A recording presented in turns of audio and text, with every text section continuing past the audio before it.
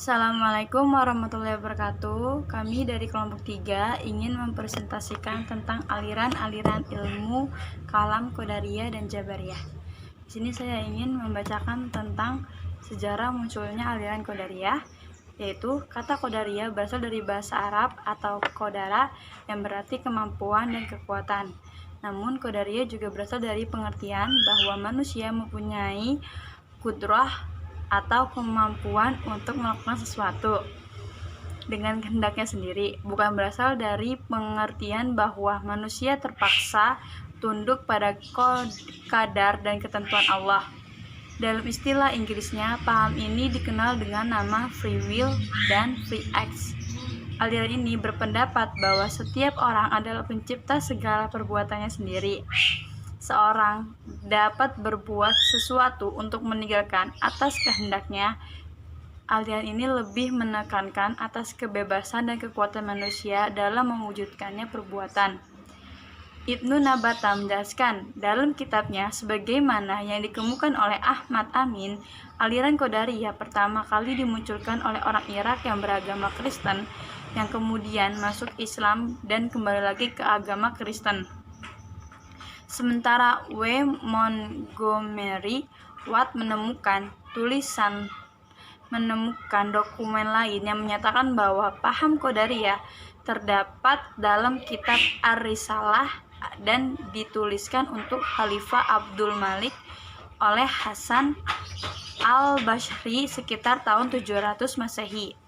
Dari sinilah Mab'ath al-Juhani dan Gailan al-Dimashqi yang mengambil paham Qadariyah, dan dapat dipahami bahwa pengaruh keyakinan Masehian mempengaruhi munculnya aliran ini, karena pada masa itu kaum muslimin bersentuhan langsung dengan kaum Yahudi dan Nasrani. Kemudian paham Qadariyah mendapat penolakan dari bangsa Arab yang bukan berasal dari golongan Arab padang pasir, karena pada saat itu masyarakat Arab padang pasir sudah menganut paham Jabariyah, sehingga hal itu menimbulkan kegoncangan bagi mereka saat paham Qadariyah diajarkan. Mereka menganggap bahwa paham itu bertentangan dengan agama Islam. Ditinjaunya dari segi politik, mazhab Qadariyah sebagai isyarat menentang politik Bani Umayyah berpengaruh. Qadariyah dapat dikatakan lenyap, tapi hanya untuk sementara saja, sebab selanjutnya ajaran Qadariyah itu tertampung dalam Mu'tazilah.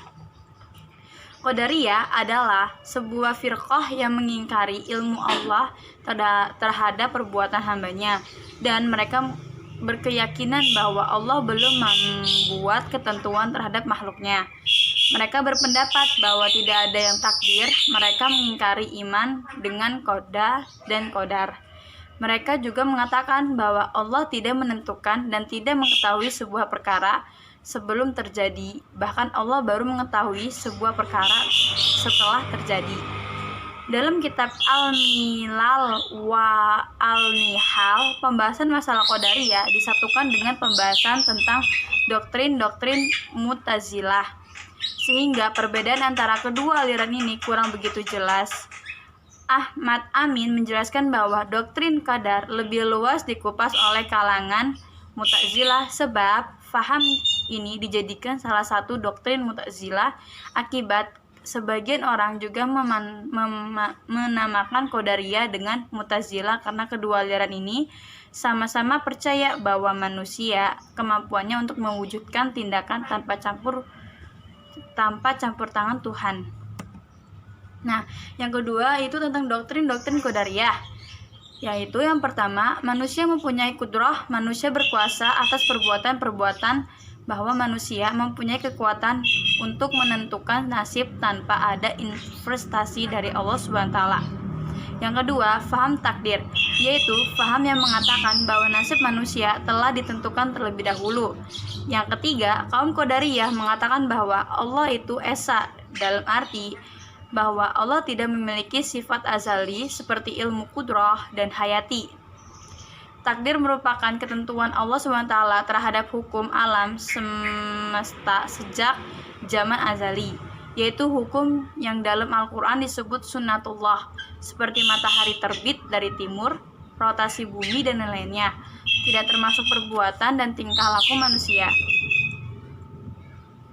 Yang kelima, kaum Qadariyah berpendapat bahwa akal manusia mampu mengetahui mana yang baik dan mana yang buruk, walaupun Allah tidak menurunkan agama. Yang ketiga, yaitu pemikiran Qadariyah. Faham Qadariyah dalam pandangan Qadariyah bukanlah dalam pengertian takdir yang umumnya dipakai. Di sini saya akan melanjutkan presentasi, yaitu pemikiran Qadariyah. Faham takdir dalam pandangan Qadariyah bukanlah dalam pengertian takdir yang umumnya dipakai oleh bangsa Arab ketika faham yang menyatakan bahwa nasib manusia telah ditentukan terlebih dahulu. Dalam perbuatannya, manusia bertindak hanya menurut nasib yang telah ditentukan sejak azali terhadap dirinya. Dengan fahaman seperti ini, kaum Qadariyah berpendapat bahwa tidak ada alasan yang tepat untuk menyandarkan segala perbuatan manusia kepada Tuhan.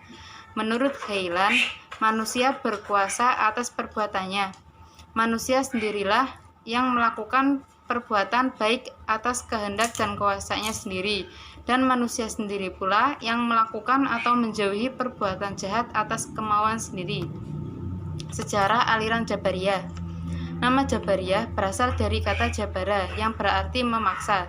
Di dalam kamus Munjid dijelaskan bahwa nama Jabariyah berasal dari kata Jabara yang mengandung arti memaksa dan mengharuskannya melakukan sesuatu.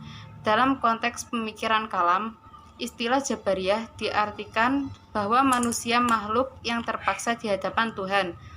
Paham Jabariyah ini dalam sejarah teologi Islam ditonjolkan pertama kali oleh Al-Ja'ad ibnu Dirham, tetapi yang mengembangkannya kemudian adalah Jahm ibnu Safwan dari Khurasan. Paham Jabariyah ini dalam sejarah teologi Islam ditonjolkan pertama kali oleh Al-Ja'ad ibnu Dirham, tetapi yang mengembangkannya kemudian adalah Jahm ibnu Safwan dari Khurasan. Jahm ibnu Safwan merupakan pendiri golongan Jahmiyah dalam kalangan Murji'ah. Ia ikut dalam gerak melawan kekuasaan Bani Umayyah. Jahm yang terdapat dalam aliran Jabariyah sama dengan Jahm yang mendirikan golongan Al-Jahmiyah dalam kalangan Murji'ah, serta sebagai sekretaris dari Syuraih ibnu Al-Haris. Ia turut dalam gerakan melawan kekuasaan Bani Umayyah, dan perlawanan itu Jahm dapat ditangkap dan kemudian dihukum mati di tahun 1031 Hijriah. Assalamualaikum warahmatullahi wabarakatuh. Di sini saya akan melanjutkan presentasi dari teman saya. Doktrin-doktrin Jabariyah. Doktrin-doktrin Ja'ad secara umum sama dengan pikiran Jahm, yaitu yang pertama, Al-Quran itu adalah makhluk. Oleh karena itu, sesuatu yang baru itu tidak dapat disifatkan kepada Allah. Yang kedua, Allah tidak memiliki sifat yang serupa dengan manusia, seperti melihat, mendengar, dan berbicara. Yang ketiga, manusia terpaksa oleh Allah dalam segala hal. Pemikiran Jabariyah. Pemikiran Jabariyah dibagi menjadi dua. Yang pertama, pemikiran menurut Jabariyah ekstrim. Yang pertama, Jahm bin Safwan. Nama lengkapnya adalah Abu Mahrus Jahm bin Safwan. Ia berasal dari Khurasan, bertempat tinggal di Kufah. Yang kedua, Ja'ad bin Dirham. Ia dibesarkan dalam lingkungan orang Kristen yang senang membicarakan tentang teologi. Ia adalah seorang maulana dari Bani Hakam yang tinggal di Damaskus. Ia dibunuh pancung oleh gubernur Kufah, yaitu Khalid bin Abdullah al-Qasri. Doktrin pokok Ja'ad secara umum sama dengan pikiran Jahm al-Ghurabi. Yang kedua, pemikiran menurut Jabariyah moderat. Yang pertama, An-Najjar. Nama lengkapnya adalah Husain bin Muhammad An-Najjar. Para pengikutnya disebut Anariyah atau Al-Husainiyah. Najjariyah juga terbagi menjadi beberapa kelompok kecil. Barhutsiyah, Ja'faraniyah, dan Mustadrikoh. Tetapi mereka tidak berbeda dalam prinsip-prinsip pokok dalam aliran Jabariyah. Yang kedua, Adhirar. Nama lengkapnya adalah Dirar bin Amr. Pendapatnya tentang perbuatan manusia sama dengan Husain An-Najjar, bahwa manusia tidak hanya merupakan wayang yang digerakkan dalang. Manusia mempunyai bagian dalam perwujudan perbuatannya dan tidak semena-mena dipaksa dalam melakukan perbuatannya. Mengenai nu'yat Tuhan di akhirat, Dirar mengatakan bahwa Tuhan dapat dilihat di akhirat melalui indera keenam. Kesimpulannya, Qadariyah adalah sebuah firqah yang mengingkari ilmu Allah terhadap perbuatan hambanya dan berkeyakinan bahwa Allah belum membuat ketentuan terhadap makhluknya. Jabariyah adalah faham yang menafikan perbuatan dari hamba atau manusia secara hakikat dan menyerahkan perbuatan tersebut kepada Allah Subhanahu wa taala. Artinya, manusia tidak punya andil sama sekali dalam melakukan perbuatannya. Takdir adalah sesuatu yang harus kita imani, dan ini merupakan salah satu rukun dari 6 rukun iman. Mungkin itu saja yang dapat saya sampaikan. Terima kasih. Wassalamualaikum warahmatullahi wabarakatuh.